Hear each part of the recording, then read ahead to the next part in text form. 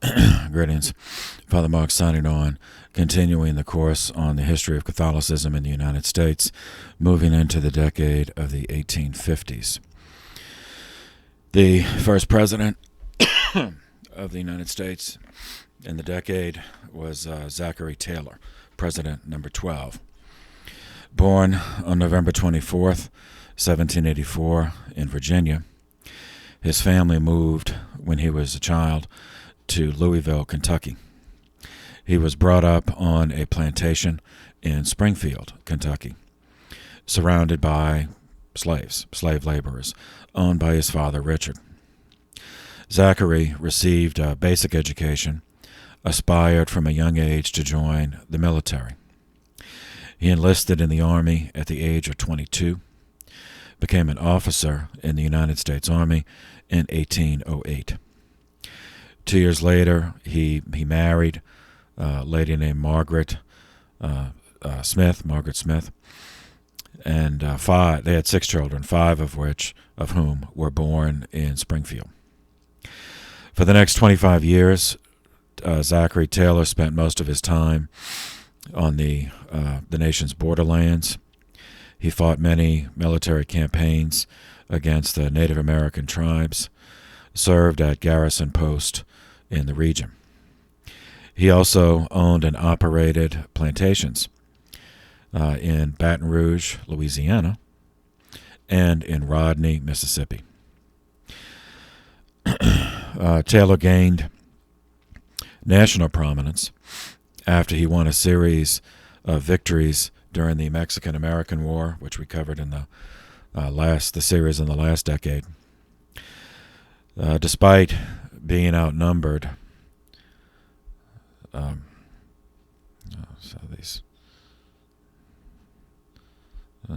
these things popping up, and I don't want it to mess up the.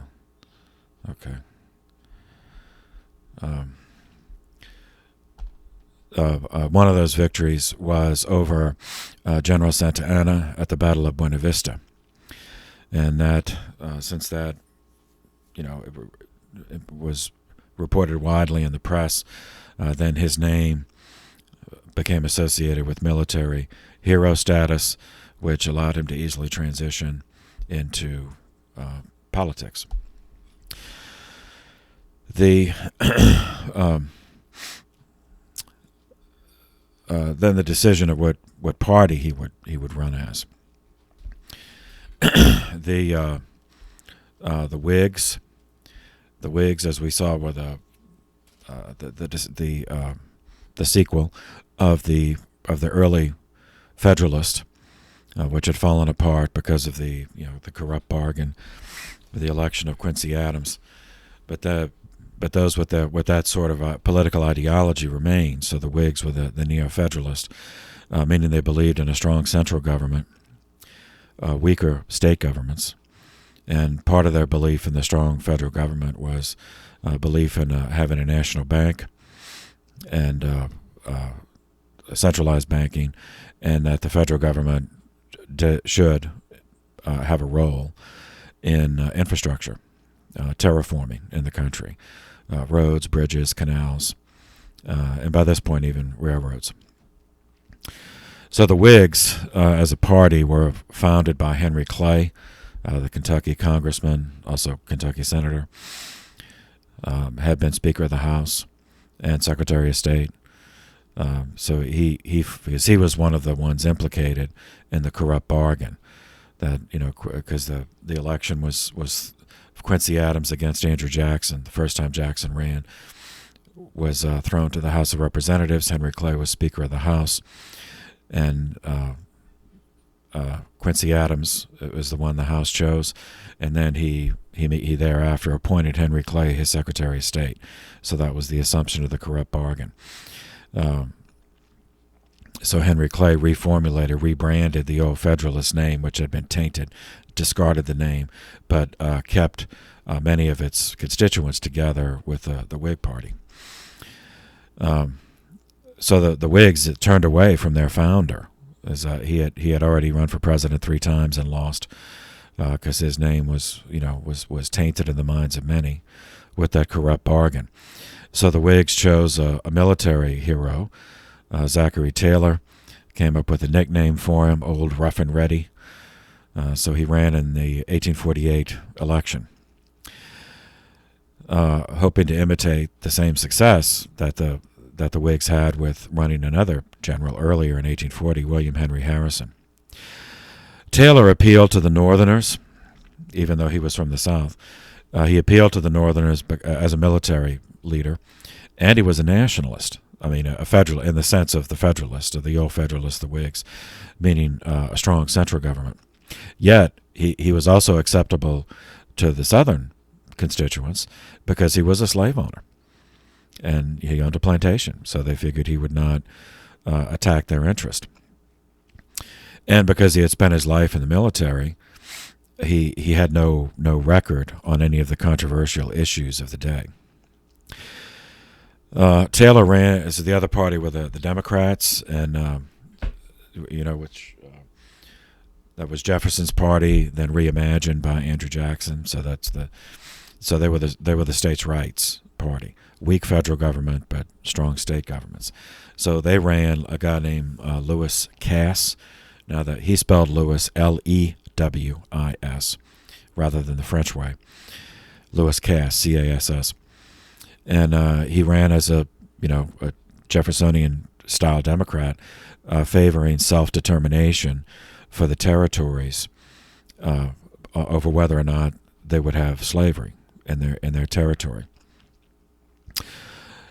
Whigs, who opposed Taylor's candidacy, even though he was running for their party, along with some Democrats, especially Northern Democrats, who were anti-slavery, and rejected their candidate, Lewis Cass's idea of state sovereignty, that each state should decide whether to have slavery or not. They both withdrew from their parties and formed a third party, which they call the Free Soil Party. And their platform was opposing the expansion of slavery into the new territories. Now, just to refresh your memories here,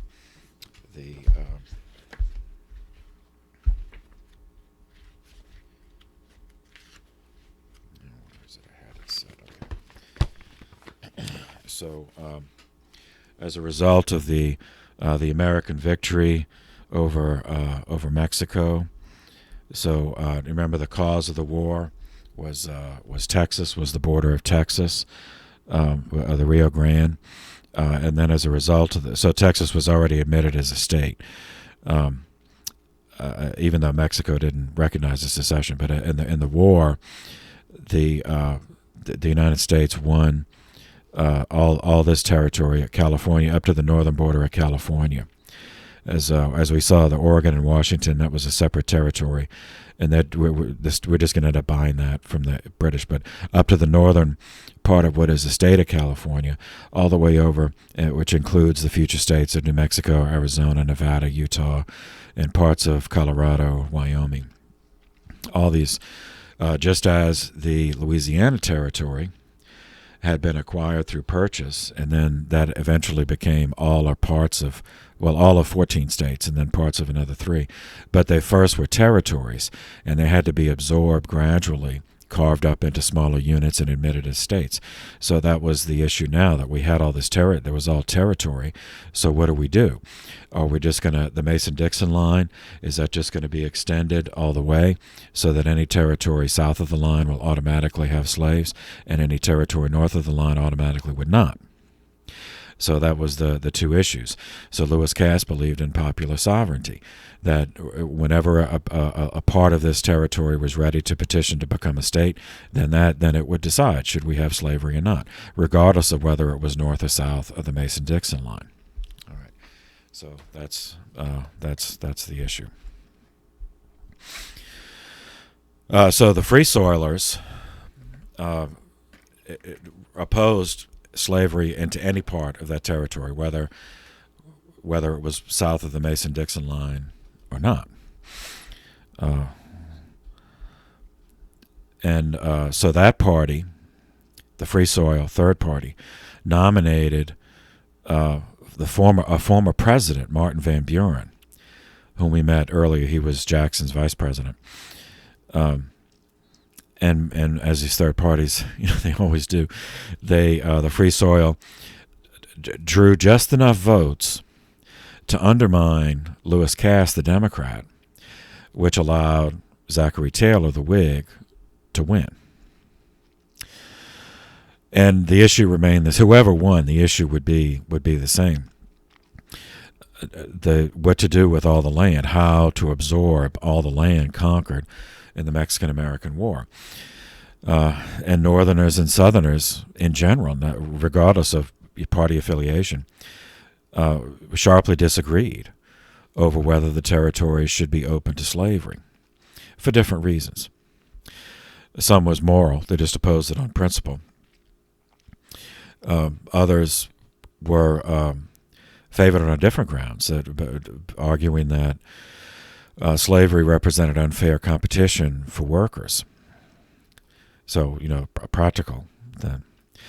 Although Taylor, the new President Taylor, subscribed to the Whig principles, he did not blindly, in terms of federalism, he did not blindly support every Whig initiative in Congress. He attempted to remain above the political fray. And here, that many who voted for him, especially Southerners, felt betrayed because Taylor, even though he owned a plantation, even though he owned slaves, and he was the son of a slave owner, he personally did not support expansion of slavery into the new territories. Still, his political goals and his private actions did not always align. He discovered, as many former military men who entered politics discovered, that it's very different. Being a senior officer in the Army and having senior political office are entirely different paradigms. Despite his opposition to slavery's expansion, Taylor remained a slave owner for the rest of his life. He had literally hundreds of slaves on his two plantations, and he was surrounded in the White House. Not surrounded, but in the White House, he had slaves, domestic slaves, who served as valets, cooks, maids in the executive mansion. He also he continued to manage his Cypress Grove plantation, even while he was president.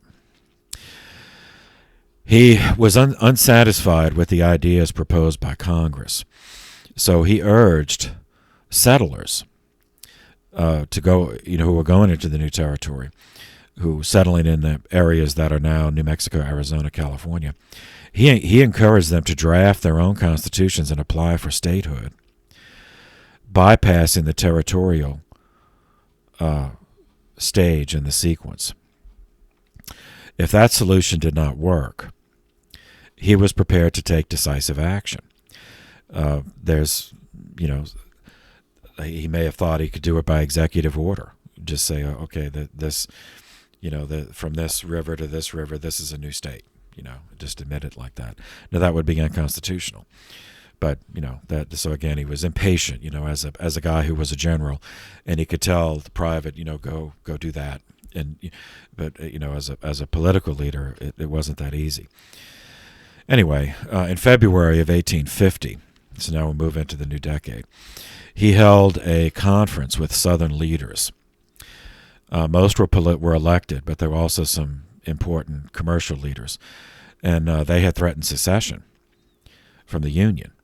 Once they, even though the debate was not eliminating slavery where it already existed, by Taylor opposing extending slavery into the new territories, then the Southerners' fear was that if those new territories were admitted as free states, then all of them would have at least one representative and two senators. And as the population grew, they would get more representatives, so that they aligned with the already declared anti-slavery states in the North, could combine to vote to eliminate slavery. And then, the slave states believed that their economic survival was dependent on slavery. So for them, they believed it was an existential issue. Taylor told them at this conference, these Southern leaders, that if necessary to enforce the laws, he would personally lead the army. And he said anyone taken in rebellion against the Union would hang. He would hang them. So the debate continued to embroil territorial governments and those who were trying to form states, as well as abolitionists all over those who wanted to outlaw slavery altogether. And as we'll see, some just wanted to eliminate it immediately by fiat. Others favored gradual emancipation. Others were just focused on this. Let's just focus on the territory. Let's just admit these territories, carve them up, organize them as states. And, so everybody had their own interest in this. In 1850, members of Congress were attempting to negotiate a compromise between all these factions. That Independence Day, July 4th, 1850, Taylor presided at ceremonies at the Washington Monument. The obelisk that it wasn't built yet, but it was, on the grounds. They were having a dedication ceremony and all that. After the event, Taylor became violently sick. On July 9th, just a few days later, he died of a gastrointestinal affliction. He died in the executive mansion. After his death, the forces of compromise triumphed. But the war that Taylor had been willing to fight did come 11 years later, the Civil War. Okay, so what was the compromise? It's called variously the California Compromise or the Compromise of 1850.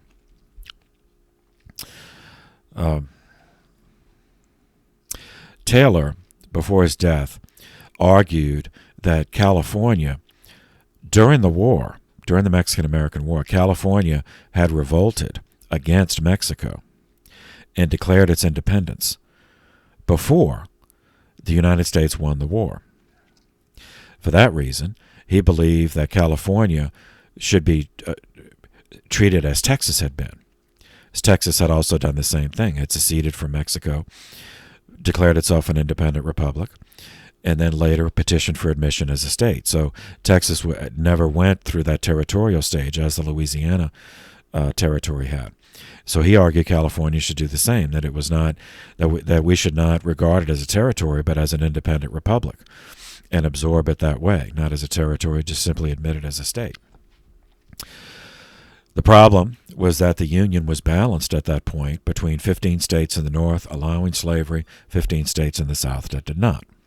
So it was 1820 all over again, with Missouri, which led to the Missouri Compromise. So President Taylor favored immediate statehood for California without slavery.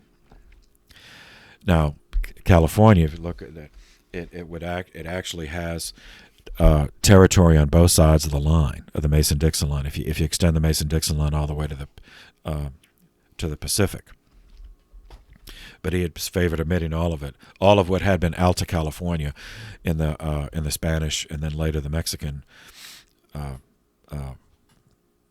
documents, that whole thing should just be admitted as a state without slavery. In June of 1850, Calhoun, congressman from South Carolina, led representatives of 9 southern states in announcing that they would leave the Union if Taylor got his way. So then that led to the meeting. And then the following month he died. Taylor's vice president was Millard Fillmore, who became the next president, President 13. Okay, now before we see what that happens, since this is, of course, on the church, so now we're going to cut away and see how does this affect Catholicism in the newly conquered territories of what will become New Mexico, Arizona, Nevada, California, etc. The ecclesiastical jurisdiction of what is now the western United States was thrown into confusion as a result of the Mexican-American War. Only a generation after the same thing happened when Mexico seceded from the Spanish Empire. and fought an 11-year-long war of emancipation against Spain, just as we fought a 7-year war of emancipation against Great Britain. The Mexican citizens in those lands, in some cases multi-generational descendants, who had never even been to the nation of Mexico, the way it is now. I mean, had never been south of the Rio Grande, but had, multi-generationally had lived in what is now the western United States. They still regarded themselves as Mexicans, and they regarded the Americans as thieves and murderers, who had just stolen the territory in the war. In terms of Catholic history, the Church had been present in the American West for centuries, as we saw earlier in the course with Junipero Serra, the Franciscans in California. That was under the dominion of Spain, when it was all a colony of Spain. And then, as we saw with the Louisiana Purchase, acquisition by the United States, which was officially secular, officially had separation of church and state, but at this period was de facto Protestant, required adjustment by the Church from its previous secure position as being the established church under a Catholic monarchy into being part of an officially secular republic. These specific problems and personalities of the transition of the church in the western United States, in order to understand all that, it takes us back to the French Revolution, because the French Revolution caused, wars. All of Europe was plunged into literally a generation of war, 26 years long war, which included Spain. And so the colonies of Spain would also be affected. And so that's how, that's the connection. So the French Revolution began in 1789 with the storming of the Bastille in Paris on July 14th. On November 2nd of the same year, the Revolutionary Assembly, voted to place the property of the church at the disposal of the nation. So voted to steal church property. The following year, although it was only 3 months later, but it was in the next year, 1790, on February 13th, the Assembly voted to outlaw religious orders and suppressed contemplative religious orders, regarding the contemplative life as a waste, just as a waste of resources. June 19th, same year, 1790, the Assembly voted to abolish aristocratic titles. So it wasn't just the church that were going after. They voted to abolish, Duke, Count, Baron, all that, just voted to abolish all those titles and all the privileges of the hereditary aristocracy. July 12th, the same year, the Assembly adopted a document titled The Civil Constitution of the Clergy, requiring clergy to take an oath of allegiance to the revolutionary government.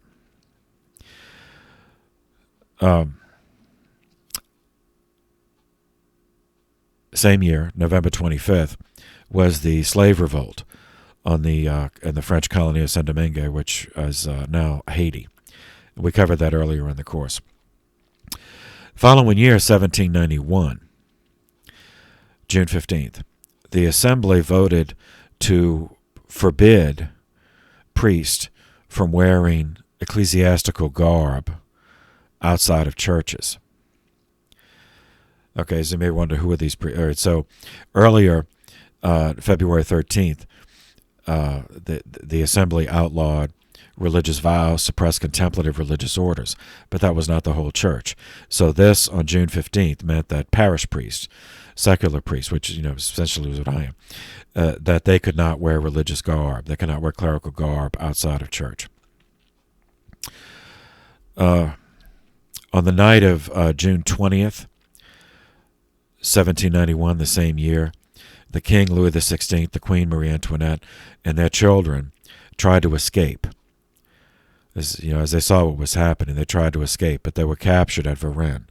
So this, the flight to Varennes, and then they were brought back, and they were just kept as prisoners until the revolutionaries decided to murder them.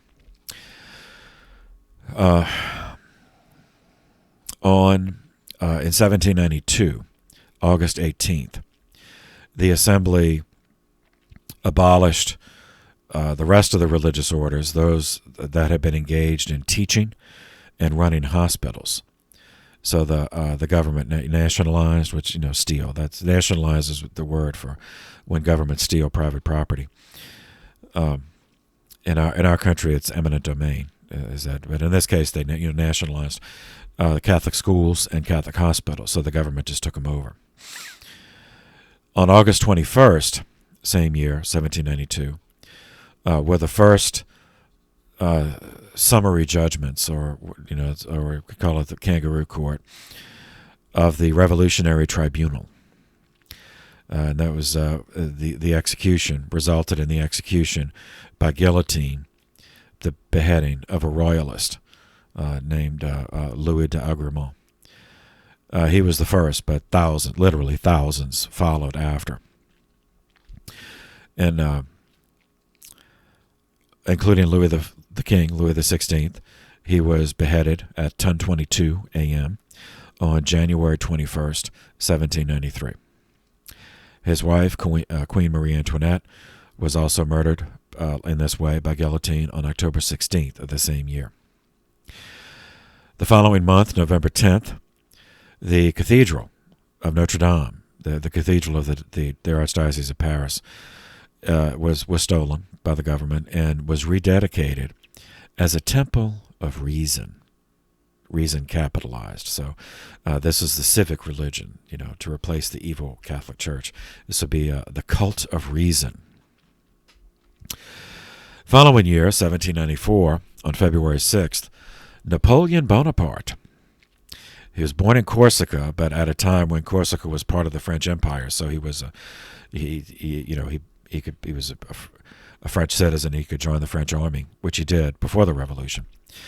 And he chose, when it came down to it, he chose the revolution instead of the monarchy. So on February 6, 1794, he was promoted to general for his service driving the British away when they attacked a southern French port at Toulon on the Mediterranean side of France. Following year, 1795, on October 5th, there were royalists. There were still some, royalists who favored the monarchy. So they finally got themselves organized enough.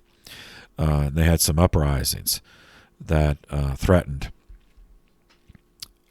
the Revolutionary Assembly. And Bonaparte, once again, sided with them, with the revolutionaries. And he led the army against the royalists. And he used cannon in front of the Church of Saint Roch on the Rue de Saint-Honoré in Paris. He lined up cannons and filled them with grape shot, which are like little ball bearings, essentially turning them into shotguns. So instead of one large, metal ball, which is what the shot would normally be for a cannon, he would stuff in, 200 little ball bearings, and then ignite, the powder charge, and so then it would spray. So he did this on, civilians that were in the streets of Paris. So he put that down, and then was rewarded with yet another promotion. Following year, 1796, April 10th, Napoleon, as a general on behalf of the revolutionary government of France, invaded Italy. And this is the church, because of course the Papal States is in it. So Napoleon occupied the city of Rome.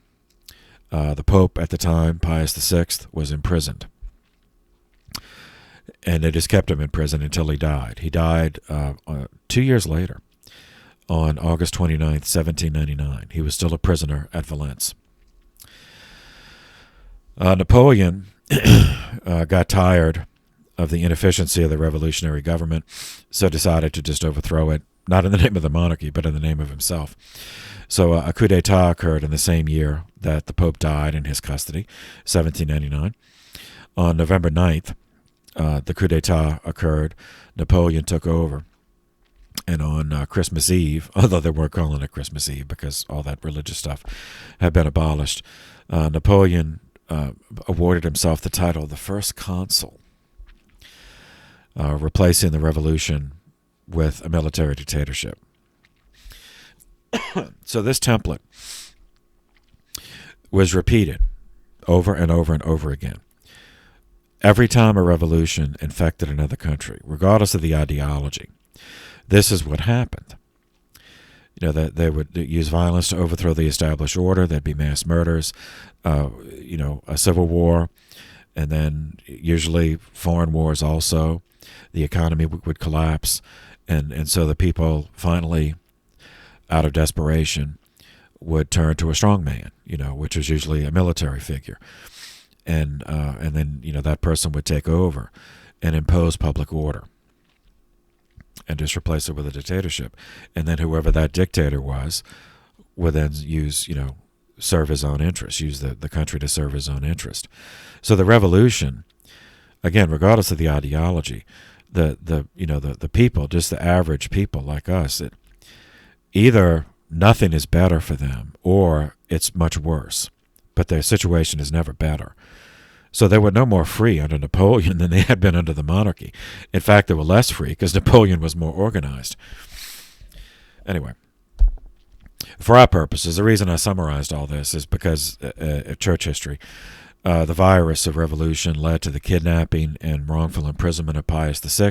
He died in captivity. And then the next pope, Pius VII, was also arrested. He was wrongfully imprisoned. The papal state, of course, was stolen. And the only reason Pius VII didn't die in captivity is that the rest of Europe finally got their act together and defeated Napoleon. So Pius VII outlived Napoleon.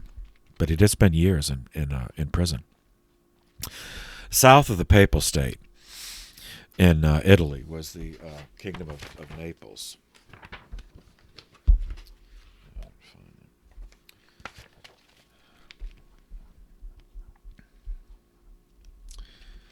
All right, so southern Italy and Sicily. Let's see. So Rome is in the center. On this side, there's Rome, and then south is Naples and Sicily, which was a kingdom at the time. Italy was the whole peninsula was not united, so it was a separate kingdom at the time. It was ruled at this period by a branch of the Bourbon dynasty, the same dynasty that was overthrown in France by the Revolution.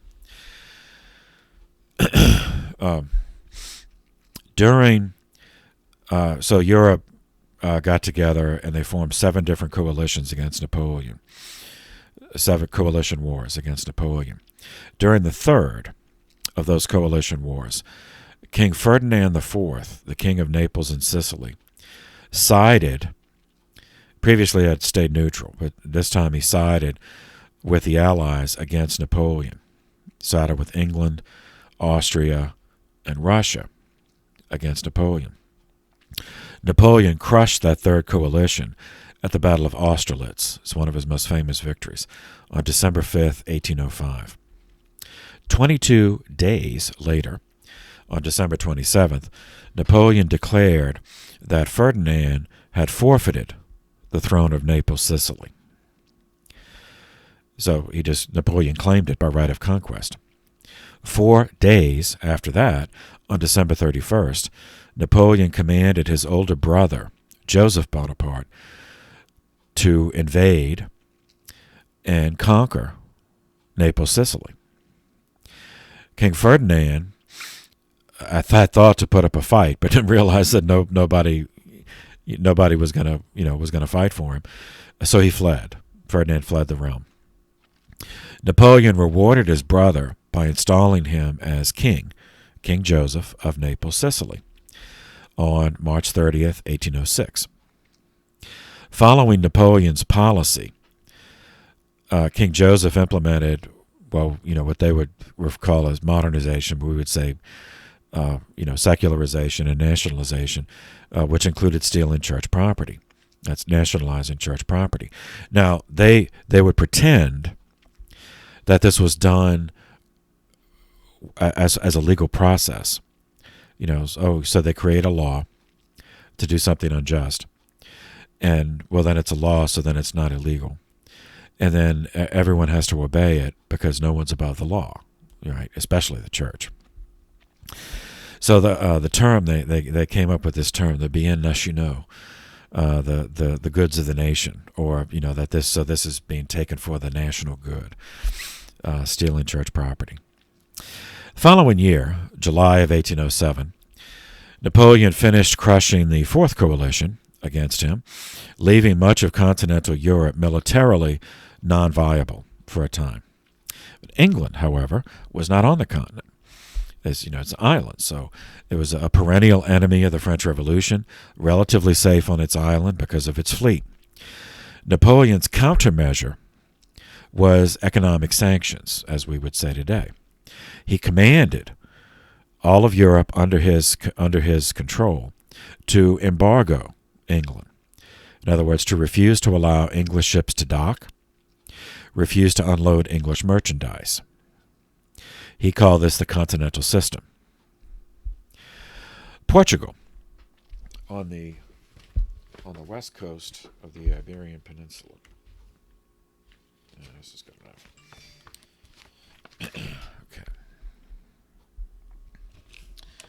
Okay, so see, here's France, and then you have the Pyrenees Mountains, and here's the Iberian Peninsula. On this side is Portugal, and then the rest is Spain. By this point, it was united, and then here's North Africa. So this is Gibraltar, Straits of Gibraltar, leading into the Mediterranean, and one side is Kuwait, and on the other side is Gibraltar. Leading to its now Morocco. But anyway, for our purposes, is Portugal and Spain, and see the proximity to France is what's significant. Portugal, on the west coast of the peninsula, survived as a maritime economy. Like if they didn't trade, they couldn't function. They had a long established trade relations with England. The monarch of Portugal was officially Queen Dona Maria I. However, in February of 1792, she, years earlier, she had suffered some sort of mental collapse, which required her eldest surviving son, Yao, or John, to govern in her place. Now, he did not attempt to depose her, even though he could have, but he just simply, okay, she's the queen, but then he would just govern.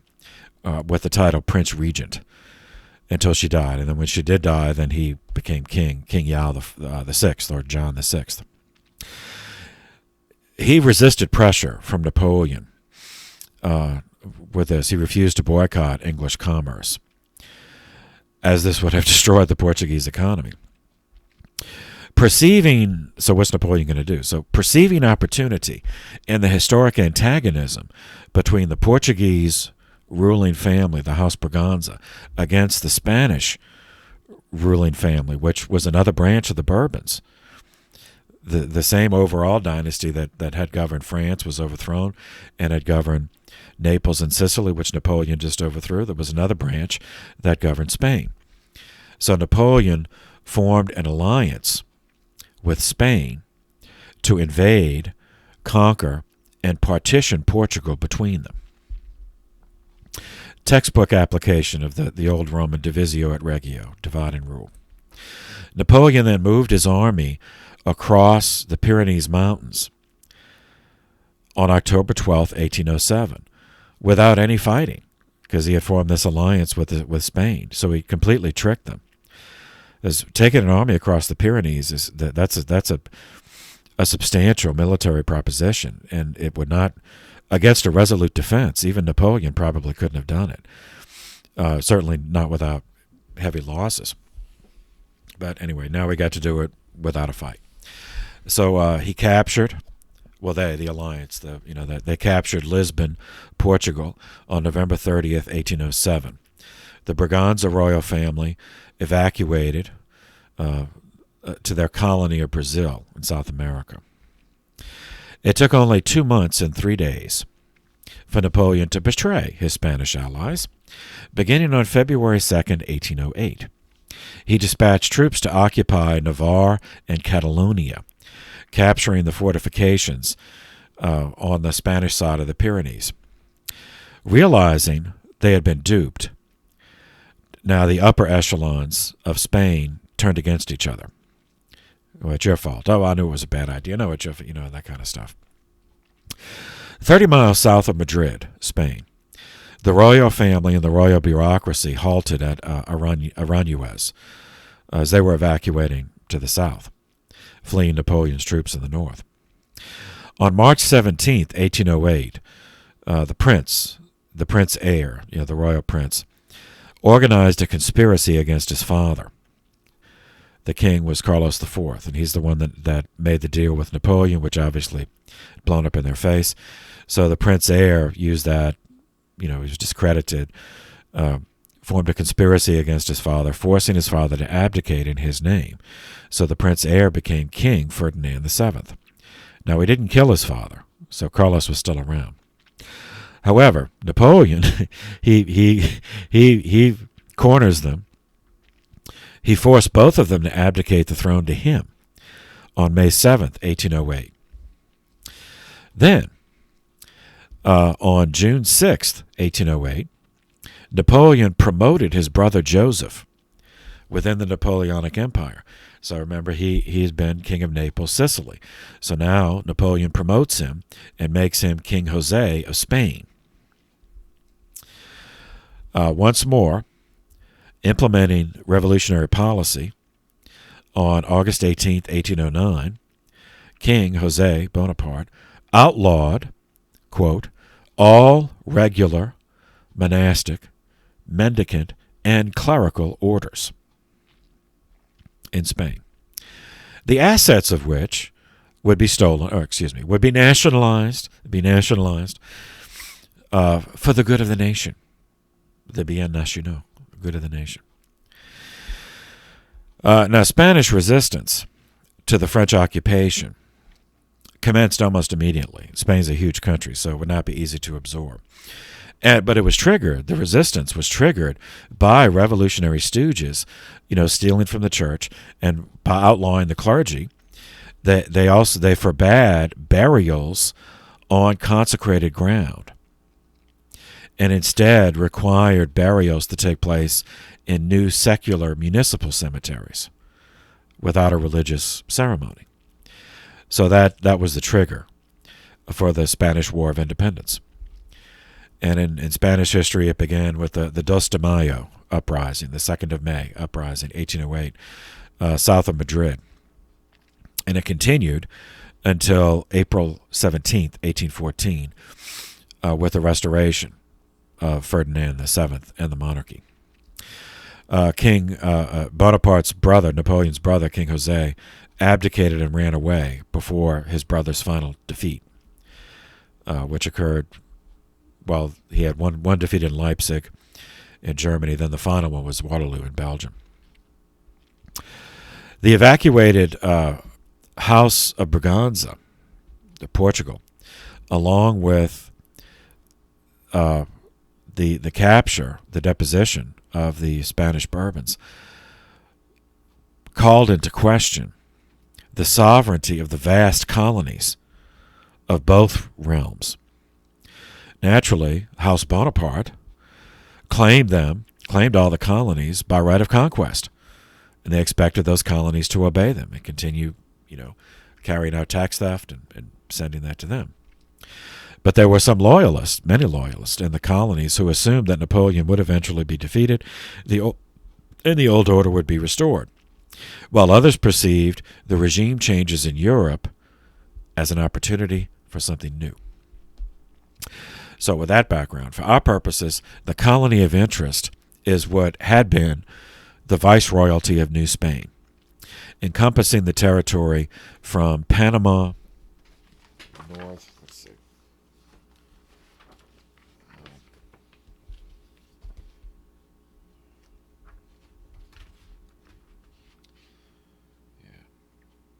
Well. All right. Well, it's sort of helpful, but not really. Okay, so New Spain, so down here, for a little further, we're Panama. So the Viceroyalty of New Spain would go from down here all the way, encompassing present-day Mexico and what became the Western United States up up to here. So it would be the northern border of California. So vast territory. The emancipation of this region from the Spanish Empire commenced, ironically, at the initiative of a royalist who, coincidentally, was a Catholic priest. Miguel, Gregorio, Antonio, Ignacio, Hidalgo, y Costilla, y Gallega, Mendarte, Villaseñor. So Miguel Hidalgo is best. Lived from 1753 until 1811. He was born a younger son into a Criollo family, a Hacendado family, so in what is now central Mexico. Criollo refers to it as ethnicity. At the time, I think we covered this earlier when we did Henriette de Lille. The term Creole originally referred to those of pure European blood, but born in the colonies. And the haciendas were the plantations in the Spanish system, so it was a wealthy family. And he was born in central Mexico, Peñamo, in Nueva Galicia.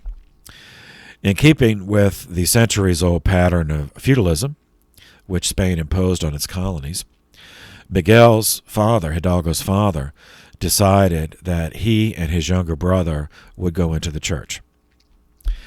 They were both homeschooled on the family hacienda before entering the Colegio of St. Nicholas, College of St. Nicholas in Michoacan, Morelia in Michoacan, Mexico, which happens to be the oldest college in the New World, founded in 1540. Founded by the founding bishop of Michoacan. In 1770, Miguel then went to the Royal and Pontifical University of Mexico in Mexico City for further study, where he earned a degree in philosophy and theology. He was an excellent student. In addition to his regular studies for the priesthood, Miguel learned 3 indigenous languages, as well as Italian and French. The latter, French, enabled him to read Enlightenment political philosophy text in their original language. Now, this is the 1770s, before. So at the ideology that led to the revolution, the ideals don't talk about the guillotine. Oh, no, it's just liberty, equality, fraternity, brotherhood, it was all that kind of stuff. And he, as a young man, of course, he was inspired by these high ideals. Though he was appalled later when he actually, was actually implemented. He saw the guillotine, it's not liberty, equality, and brotherhood. It's theft and murder. And he was appalled by the homicidal anti-Catholicism that happened when the delusion, of a revolutionary ethos was attempted in reality. Anyway, Hidalgo was ordained a priest right before it all, went bad. He was ordained in 1778 at the age of 25. His younger brother, Joaquin, was also ordained, and Joaquin immediately went into parish ministry, served as a parish priest in Dolores in Guanajuato, Mexico. Whereas Miguel Hidalgo himself preferred scholarly pursuits. So he returned to his alma mater, the College of St. Nicholas in Morelia in Michoacan, as a teacher of Latin and theology. He was still young and naive enough to imagine that the anti-monarchical, anti-authoritarian ideologies he read, published in France, could be implemented peacefully. And he fit the profile, at this point in his life, later described as the radical priest, the social reformer. When his brother died unexpectedly on September 19, 1802, his ecclesiastical superiors transferred him from the college, where they didn't like that he was teaching, this liberal stuff. But his father was important. His father was a hacendado, so they couldn't, they couldn't just throw him out without offending that powerful family. But when his brother died, then it gave him a cover. So then they transferred Miguel to replace the brother as pastor of Our Lady of Sorrows in Dolores in Guanajuato, Mexico. Then the revolution, then it became satanic. It became homicidal, and Miguel was profoundly disturbed by the character, not only the mass murders, but the outlawing of the church, the complete suppression of sacramental life, desecration of the churches, vandalism, sacred art. So Miguel swiftly transformed from the young radical priest into a born-again royalist. That was his frame of mind when King Ferdinand VII of Spain was forced to abdicate to Napoleon in 1808, and then Napoleon's brother became King Jose. A conspiracy solidified in Mexico, of which Miguel became a nucleus. The conspiracy was to achieve Mexican independence from the Bonapartes, considering them pretenders to the Spanish throne. But later, it evolved. Others took over, and other people had their own agenda. So the initial conspiracy then evolved into a move for complete emancipation, for independence for Mexico, not just against the Bonapartes to restore the Bourbons, but turning away from both and just Mexico for the Mexicans, just make it an independent country. So Padre Miguel Hidalgo commenced the movement with a sermon at Mass on September 16th, 1810. In Mexican history, it's still called the Cry of Dolores, the Grito de Dolores. He then rang the church bell, summoning his parishioners to arms, to empty the prisons, fight for the Catholic religion against the atheist revolutionaries. Subsequent events justify considering this, September 16th, as the beginning of the Mexican War for Independence. Even though he was just thinking, he's fighting against the Bonapartists and the revolution, but then he was killed, he was captured and killed and executed, and then others took over, so then it became, something more. The following year, back in Spain, in March of 1811, the Bourbon Royalist side of the Peninsular War, the Spanish War for Independence, also turned against the church for financial gain. So we already had the Bonapartists, come in and steal everything from the church and the part of Spain they control. But then the other side, the Bourbon Royalists, those who are fighting to free Spain from the Bonaparte, they also turn against the church and steal from the church from territory that they control. So the Cortes, the National Assembly of Spain, which is meeting in Cadiz, reached the point of inability to pay the debt incurred by a combination of maintaining multiple armies in the field, along with the loss of revenue from the interruption of the economy. And also they didn't control all of Spain, because the Bonapartists controlled part of it. So governments have a few choices when this happens. Not the first or the last time governments have faced this problem. So a government could repudiate the debt, just say we're not paying it, in which case their economy completely collapses. Another option is to pretend, we're going to repay the debt, but to devalue the currency. So this could either be back when they were still on the gold standard. They would print new coinage with less gold in it. But once paper money, unsecured paper money, then they just print more money, just put more money in circulation. So that it's ironic, it's counterintuitive. So it's inflation in the sense that they're inflating, they're increasing the supply of money in circulation, but that has the value that counterintuitively it has the effect of devaluing the money. So there's more money in circulation, but because of that, it has less value. So it takes more to buy less. So it's all. But that's not what the Cortes at Cadiz decided to do. They had another option at hand. They decided to simply steal the goods and property of the church in territories they control. So the plan was to apply 2/3 of the sale profits, so the profits from sale of stolen church land, to pay the national debt. And the rest would go to funding the ongoing war for independence. So you say, it's for the national good. We steal everything from the church. A later decree, dated September 13th, actually used that term, which had been made up by the French Revolution, the national goods, to describe the property stolen from the church. 1 year later, in the north of Spain, the man was born who transitioned Catholicism in the western United States from the Spanish system where the Catholic Church was established under the monarchy to the secular American paradigm, in which the church has zero government support and is entirely dependent on donations from the faithful. So this guy was Joseph Alemany, Alemany,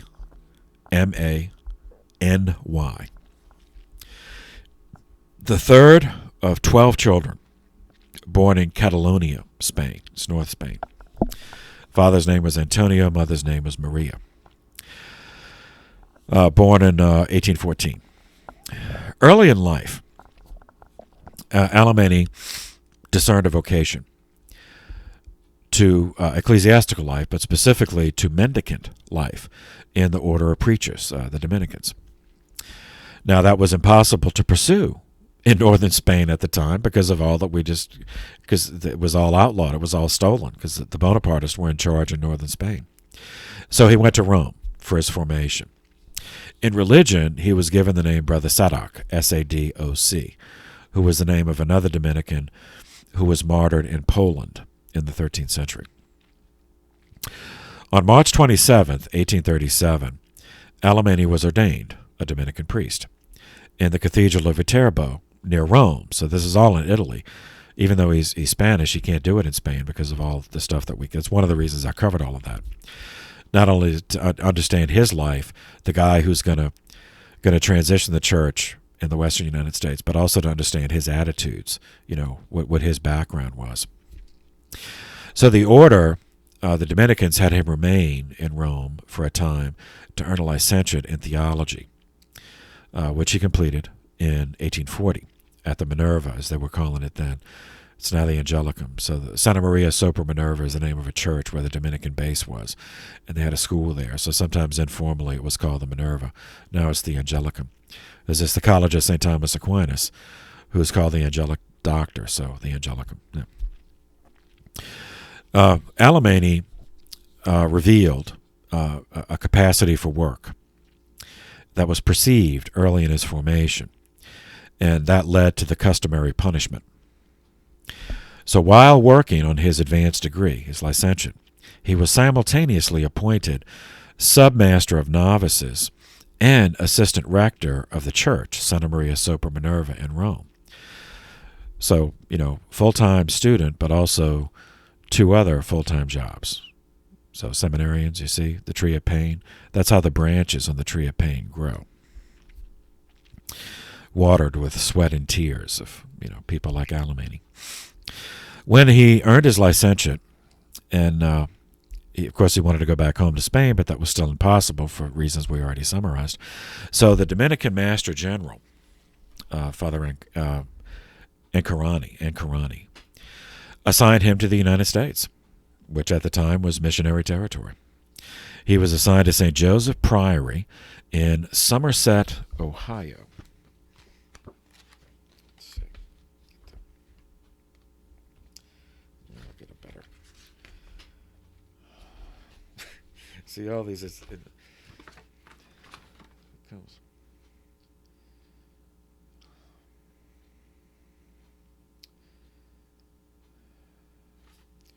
Well, Somerset's not on this map, but you can see where Columbus is. Columbus, that's Ohio. Somerset's not on the map, but Columbus, Ohio is. And he was assigned to Ohio. He arrived in April of 1840 with, under his religious name, Father Sadok Alemany. He set himself the task of learning English. That was interrupted as his provincial sent him on a mission to Cuba. Well, not mission in the sense, not religious mission, but just gave him a task, something to go do. He had to travel to Cuba. While there, Alemany obtained a large crucifix and a statue of Our Lady. The crucifix, is still hanging in the Church of St. Joseph in Somerset, Ohio. The second was given to the Dominican sisters. Their original convent burned down, but the statue survived. And so the statue was cleaned up and it was moved. And so it's still in an alcove in the mother house, the Dominican mother house of St. Mary of the Springs, also in Ohio. Okay. Now, he's in the United States, but how does he get to the position where he's going to change the history of the church in what became the Western United States? Okay. 2 years before Alemany arrived in the United States, a fellow Dominican was appointed founding bishop of Nashville, Tennessee.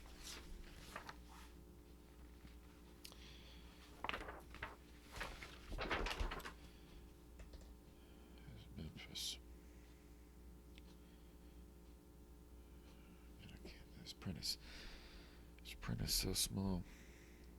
It has to be there. All right. Maybe you can see it, but you can certainly see Memphis. It says Memphis, Tennessee, and Nashville's in the same state. Memphis is on the Mississippi River, and then the state goes further to the east. I'm sure Nashville's there, but the way this has the topography in that it just makes it harder to see. But anyway, you see where he was made. This guy's name was Father Richard Miles, Miles.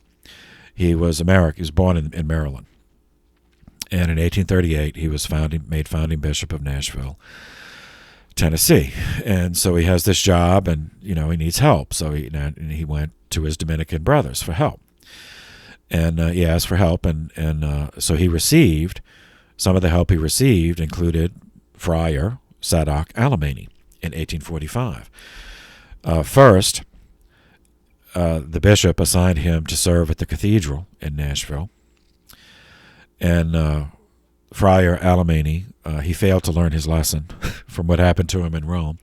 So in the United States, he once more revealed his capacity for work. So he received the customary punishment. Specifically, he was appointed pastor of St. Peter's Church in Memphis, Tennessee, simultaneously with being appointed novice master and provincial of the Dominican order in the St. Joseph in Somerset, Ohio. So he has to travel back and forth.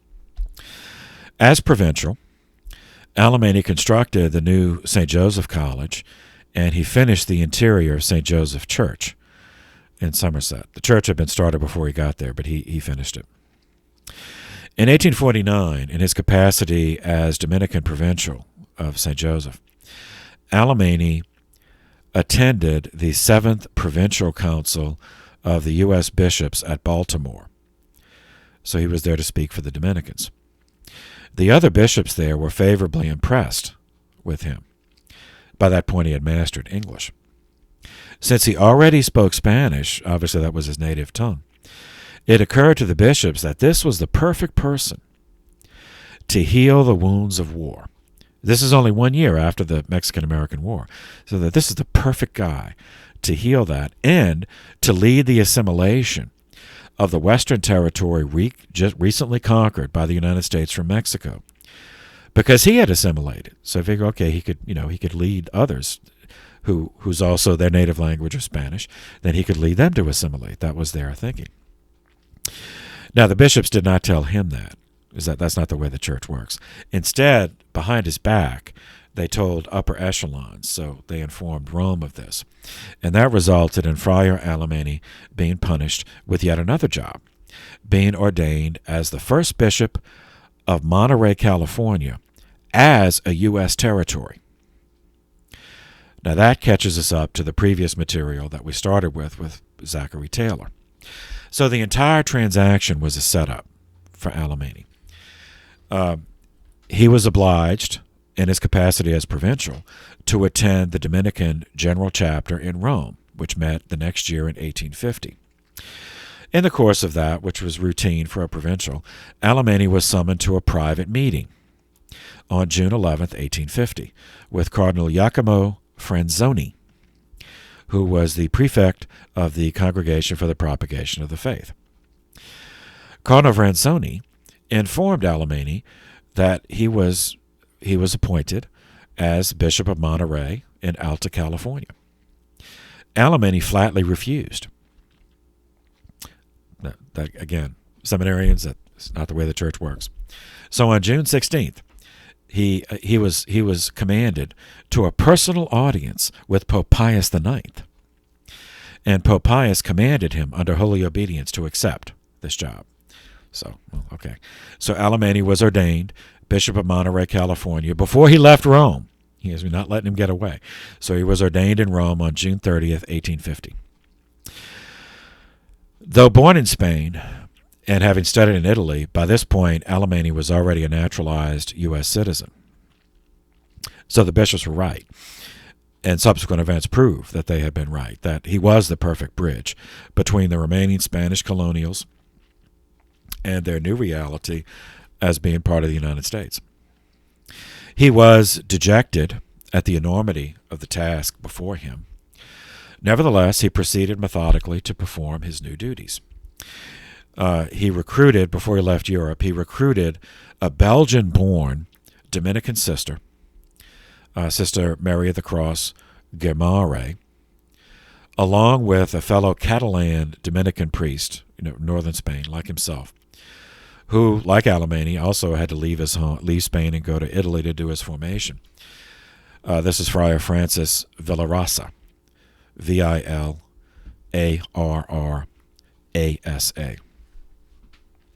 So the little expedition that left, they arrived in San Francisco on December 6, 1850. By 1852, Sister Guimaraes, that's Goemaere, by 1852, she had opened St. Catherine's Academy, the first private and Catholic school in what became the state of California. And she established the first religious community of women in Monterey, the Dominican Sisters of San Rafael. Within 3 years, the community of 9 nuns had developed, recruiting women from Mexico as well as Spain, as well as 3 local-born California women. Friar Francis Villarrassa, whose life dates, he was born the same year as Alemanni. He was born in 1814, and he died in 1888.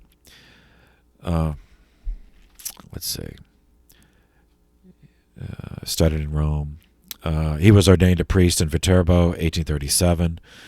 Also studied at the Minerva, where he got a licentiate in 1841.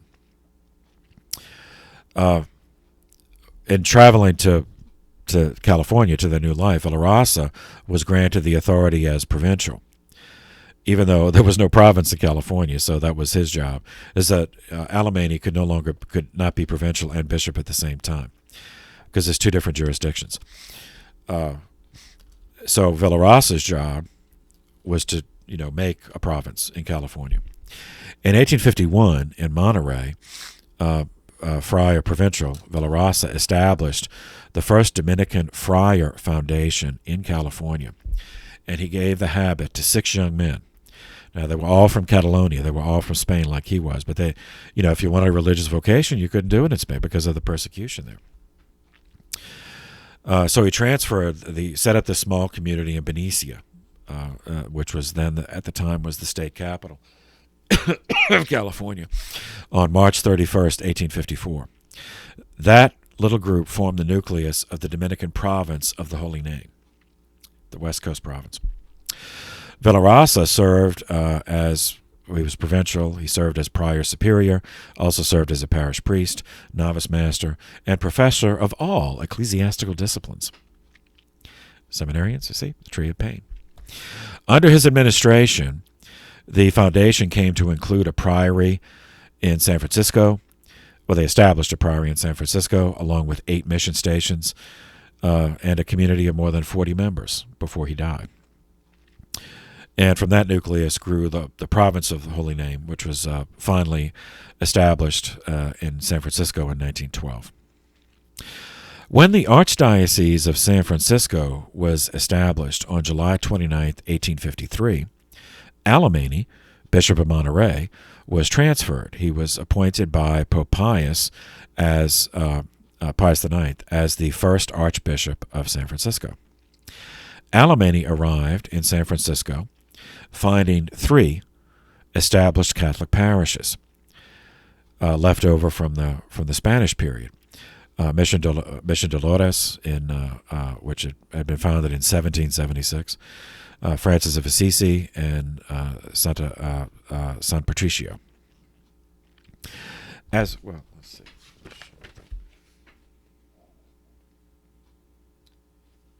So this is San Francisco. And you'll be able to see Monterey on this map.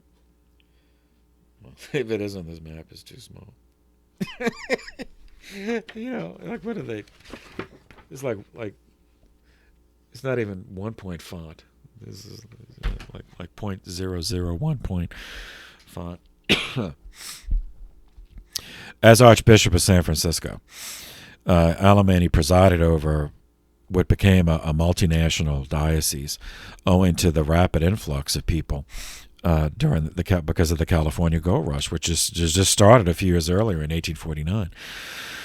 And parishes, he had to establish parishes. From those original 3, he established more to serve the Italians, Irish, French, Germans, as well as the old Spanish Imperials, the Mexicans. Now, as Bishop of Monterey, before he left, Alemany filed a petition with the Public Land Commission on February 19, 1853, for the return of all the mission stations in California that had been stolen when the government, when it was still under Spain and Mexico, when the government stole all the church property, when they nationalized. And as Archbishop of San Francisco, he continued. He tried to regain all of that.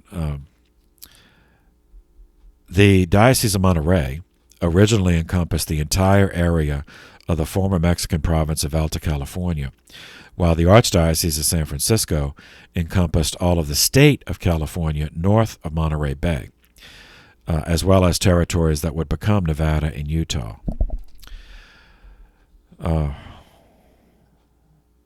Okay. In 1883, sensing that his health was failing, Bishop Alemany requested a coadjutor. He was appointed, Bishop Patrick Reardon, and Alemany, when he died, then Bishop Reardon became Archbishop of San Francisco, and he remained until 1914, till he died.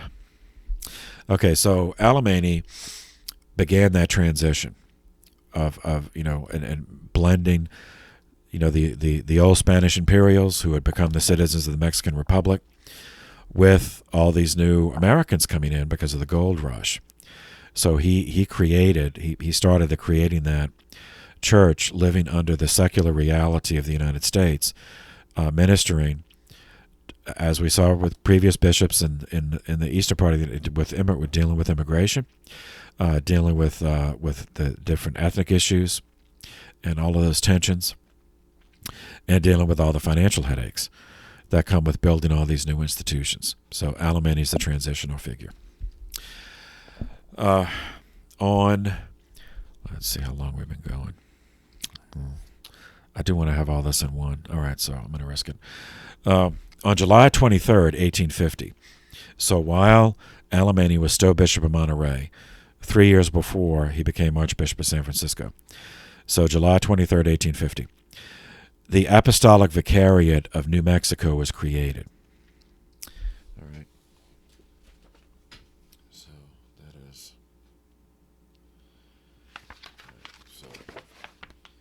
Now, what became the states of New Mexico and Arizona are here. So that's the area we're talking about.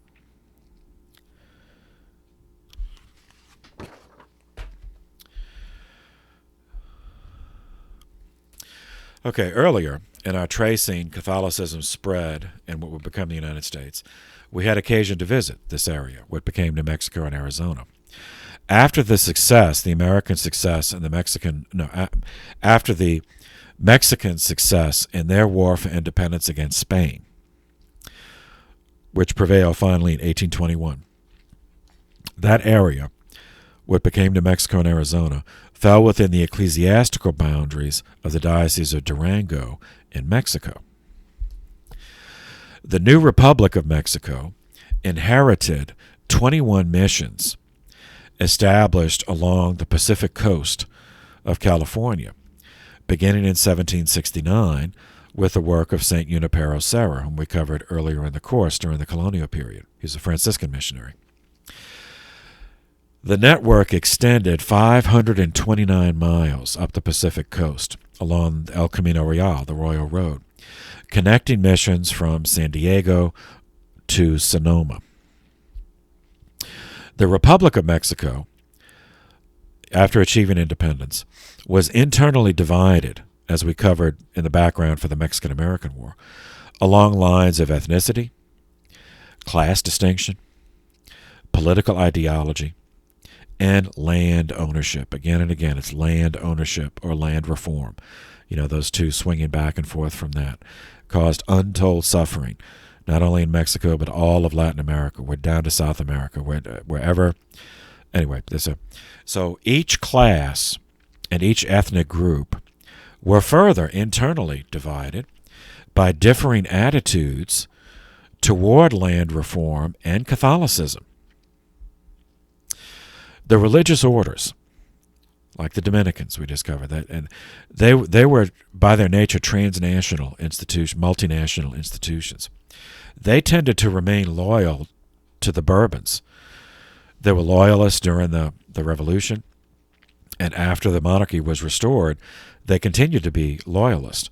And even after Mexican independence, they were regarded with suspicion by the new Mexican Republic, who thought that they might turn the people against, to bring the monarchy back. Coupled with those concerns were the inevitable economic consequences for Mexico of a lengthy civil war. Well, I mean, a lengthy war for independence, followed by internal conflict, including, within that time period, severance from the larger mercantile network of the rest of the Spanish Empire. The solution formulated by the new Republic of Mexico was the same implemented by both sides during the Spanish War, the Peninsular War, against the Bonapartists. So we saw that the Bonapartists as French revolutionaries, motivated by ideology, anti-Catholic ideology. What do? You steal church land, steal church property. Then they go into Spain. Bonapartists do the same. But then the other side, who were the monarchists. And under the monarchy, the church was the established church. Nevertheless, under the pressure of economic pressure, they decide the same thing. We'll steal from the church. Mexico was now a young republic. And because it was new, a new government, some in the new government hesitated to declare public honesty, to be too candid. So they preferred to masquerade their theft. They decided the same thing, to steal from the church. But instead of doing that, or even the charade of nationalization, they wanted to cover the theft with noble-sounding publicity. In this case, the theft from the church would be for national security and to help the poor Indians. On July 25th, 1826, the first Mexican-born elected governor of Alta California, a guy named Jose Maria de Echeandia.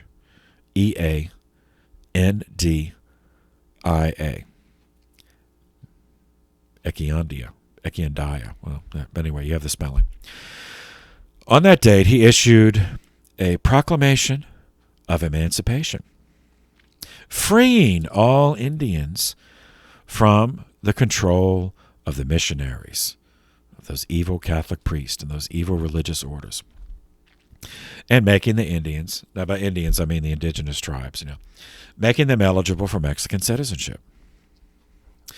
The population of the missions in what became U.S. California at the time consisted of 18,683 Indians, or Native Americans as we'd say now, plus another 4,342 soldiers, settlers, and others traveling, as merchants from Mexico to back and forth, up the Camino Real for commerce.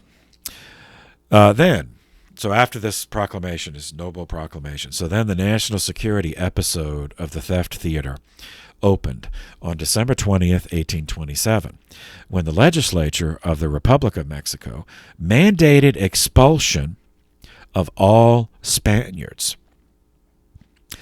as they could pose a threat to Mexican freedom if they tried to restore the monarchy. Functionally, this provided a legal excuse to deport many of the clergy and religious in these religious orders, because they were born in Spain and they came as missionaries. And so then to replace them with Mexican-born clergy. No, it's a law. We passed the law, you see. And no one's above the law. All right? Not even the church, especially the church, because the church thinks it's above the law. Therefore, especially the church is not above the law. So these people who have committed no crime, who've done nothing wrong, we're expelling them because they were born in Spain.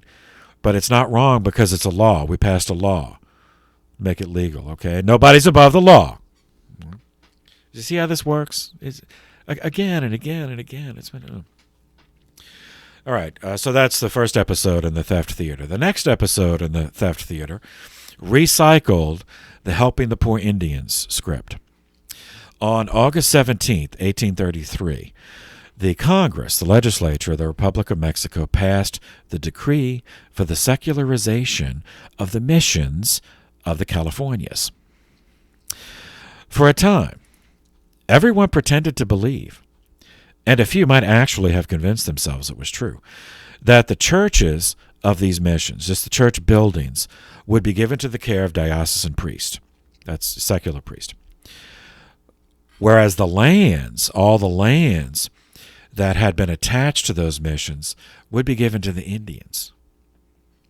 Right? A future governor, the next governor, the governor at the time in 1833, Figueroa, maintained the fiction to the extent of formulating regulations. It's just regulations published on August 9th, 1834, such that each head of an Indian family would receive, depending on the size of the family, between 7 and 28 acres of land. And they would divide, depending on how many families there were, they would divide up the former missions, livestock, tools, seed, etc., among the other families. So therefore, the charade went, the Indians could be elevated from being chattel of the church to being citizen ranch owners. The Indians and the friars in the missions for the previous 150 years had developed the region. They were the only ones that had economically developed the region with livestock breeding, orchards, vineyards, grain fields, water wheels, mills, carpentry shops, blacksmithies, chandler shops, candle-making shops, apiaries, raising bees.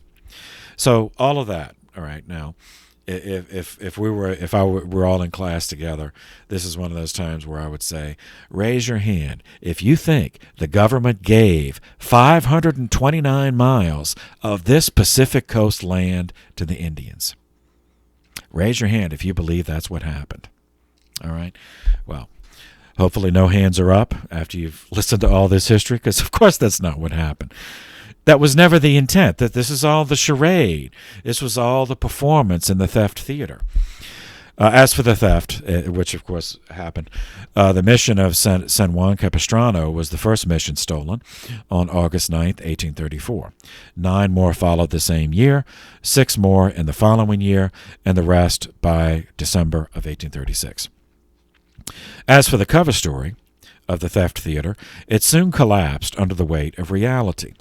For example, the first mission stolen, San Juan de Capistrano, instead of being divided up among the Indian families to make them citizen ranch owners, no, that's not what happened. The governor sold all the land of that mission to his brother-in-law for $710 worth of animal hides. And so it goes.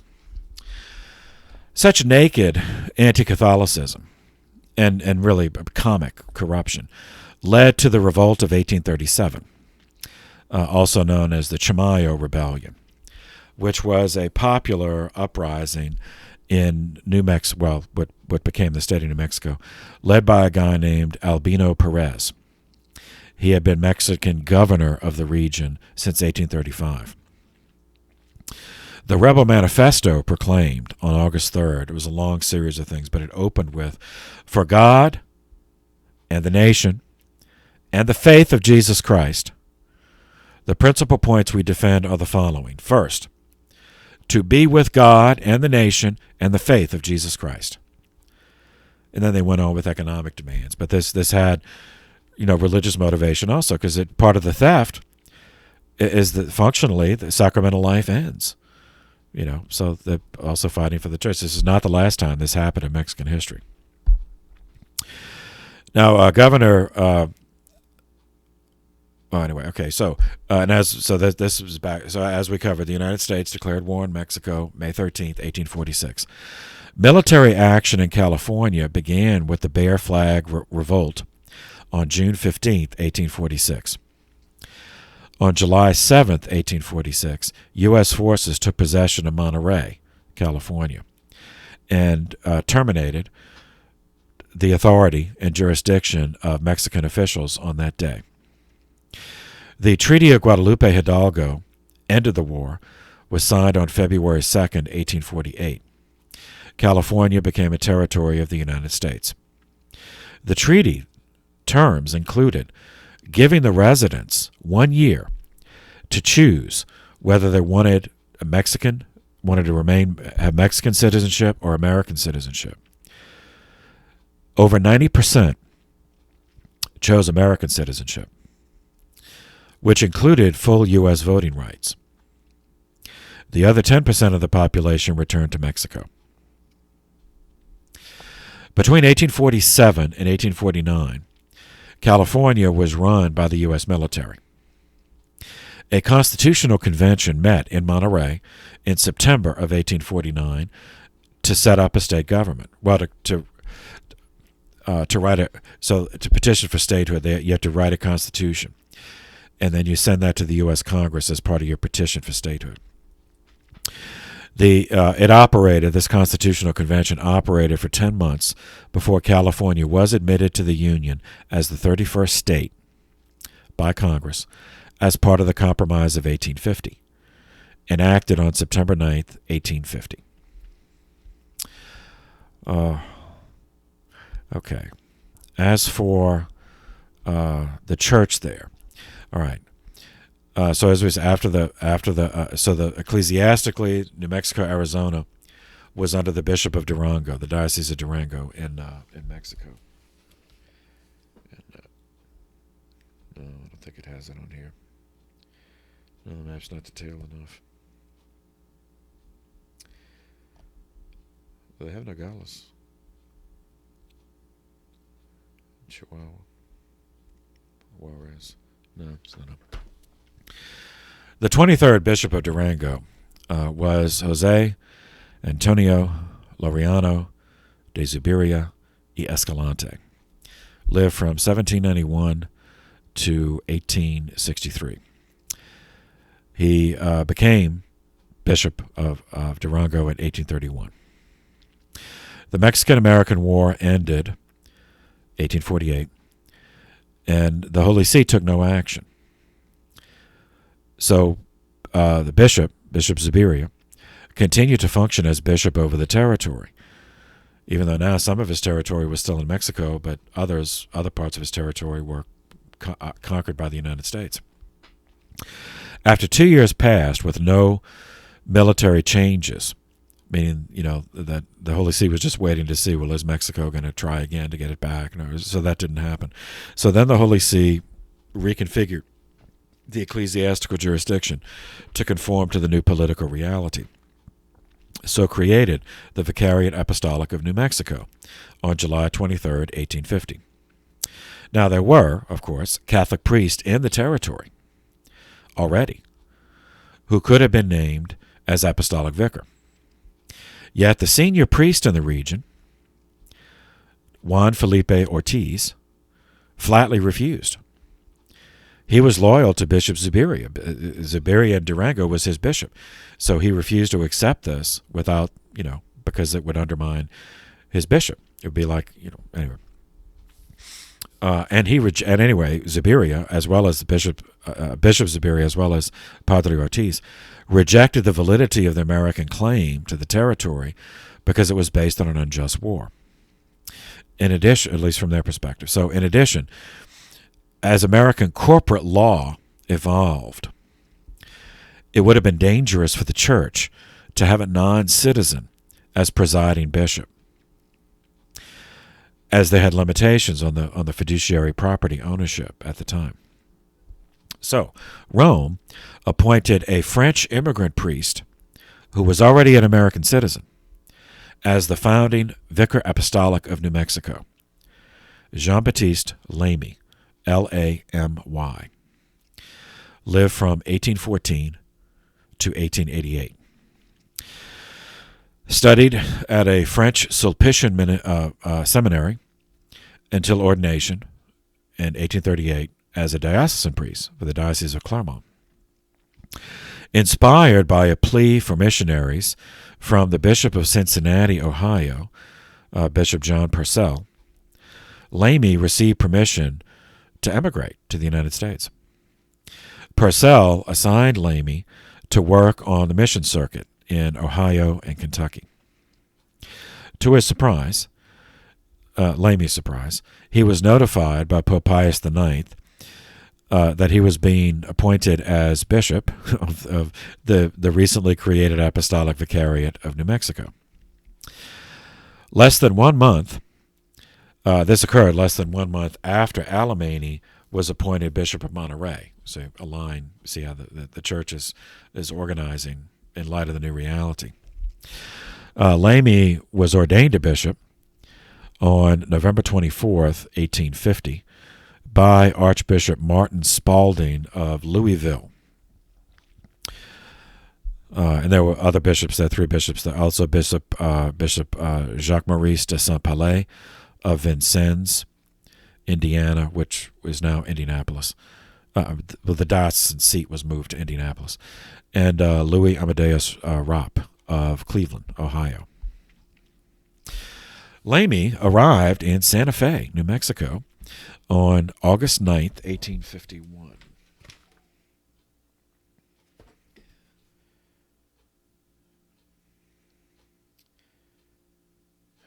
I can't see. Anyway, this is the state of New Mexico. I can't see the cities of Santa Fe's there, but this is the state of New Mexico.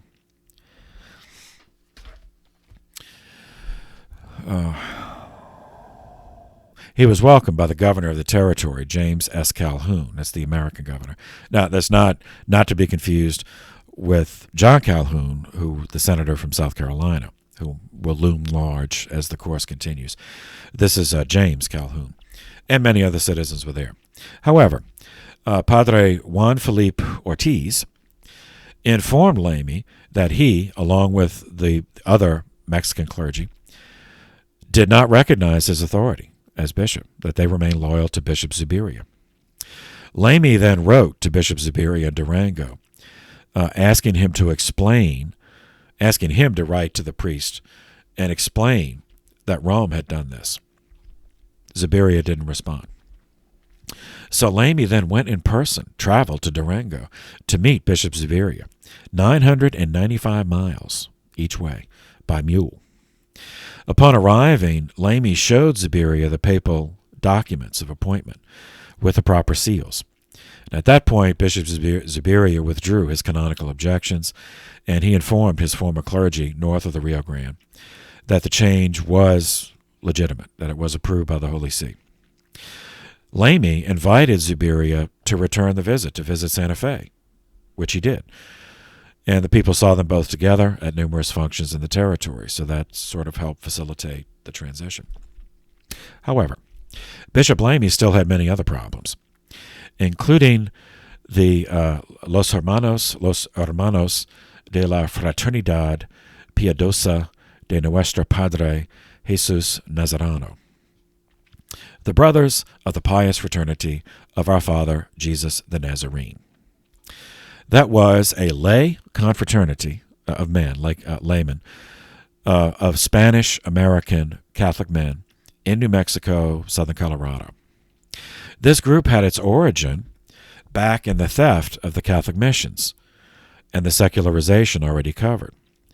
Officially, the churches were to be entrusted to secular priests, diocesan priests, so officially sacramental life would continue. For some of the missions, though, no priest ever arrived. For others, an entire priory of friars, was to be replaced by one priest. And that priest could not support himself, nor could the former mission Indians support themselves, because the property was stolen. You know, the farms and all that's how they supported themselves, and that was all stolen. So they became large ranches of wealthy and politically connected families. So the Los Hermanos, or the Los Penitentes, it had its origin in a spontaneous attempt to fill the spiritual void. Groups of local laymen dedicated themselves to providing community charity, publicly honoring the spirit of penance exemplified by the Passion of Christ. So they were known for their songs of worship, as well as for their extreme ascetic practices, which included flagellation, processions during Holy Week, which ended with a reenactment of Christ's crucifixion on Good Friday. Archbishop Lamy and his successor unsuccessfully attempted to suppress the Brotherhood as part of the Americanization of the church in New Mexico. But I say unsuccessful because they just drove the membership underground. And so for that reason, in the 19th century, the Los Hermanos were sometimes referred to as a secret society. But they endured underground, so to speak, until the 20th century. In January of 1947, the Brotherhood was officially recognized as an organization by the then Archbishop of Santa Fe, Edwin Byrne. That's B-Y-R-N-E. He was Archbishop from 1943 to 1963. But back to Archbishop Lamy. We do have a report that has survived, his own words, describing the state of Catholicism in the Southwest. So he wrote as follows.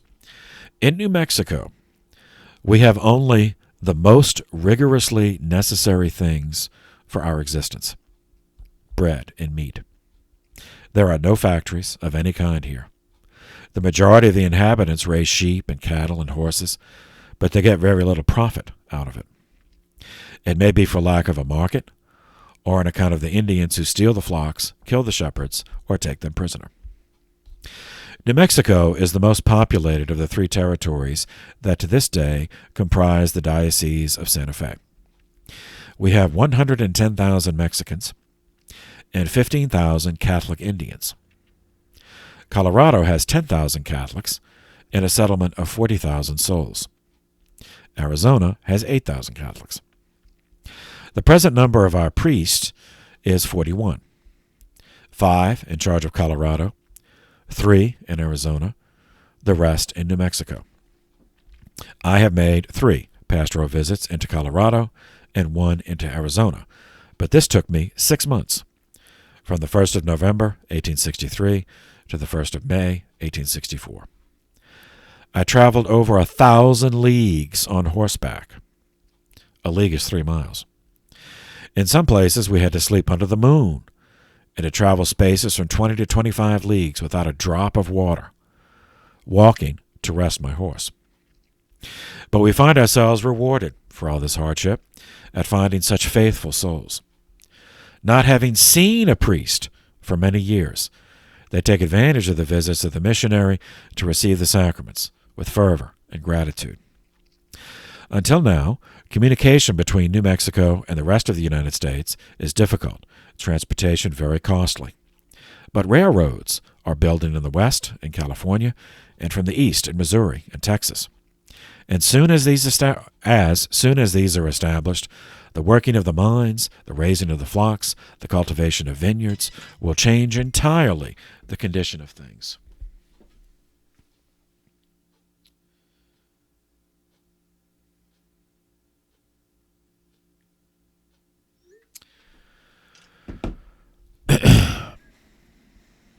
We will be able to employ laborers at a more reasonable wage, construct houses and churches as in the East.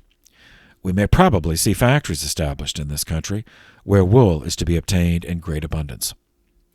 In this general increase of resources, the mission will without doubt find extension and a way of sustaining the great heavy loads which are always found in new undertakings.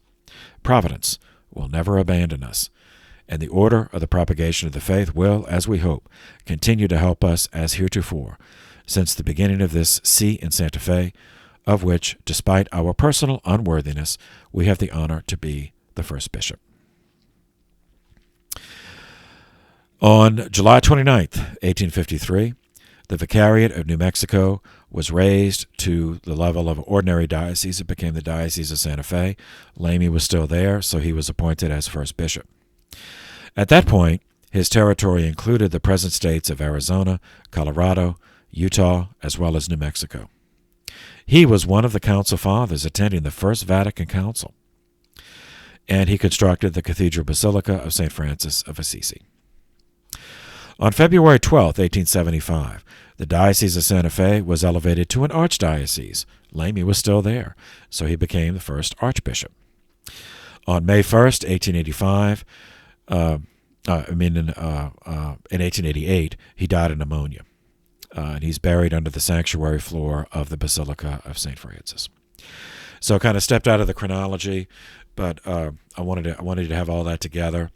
So how the church dealt with the conquered territories, the Southwest to California, all centered around that 1850, that compromise of 1850. So now we move to that next, which will take us to President number 13, Millard Fillmore.